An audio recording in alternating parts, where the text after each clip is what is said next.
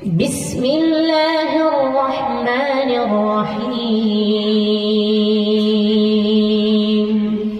وبرزت الجحيم للغاوين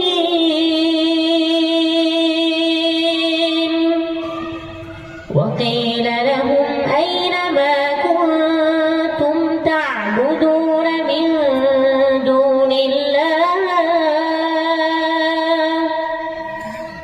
هل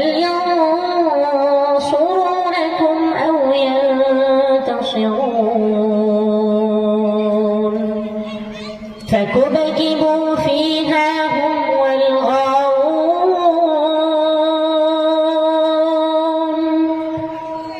وجنود إبليس أجمعون قالوا وهم فيها يختصمون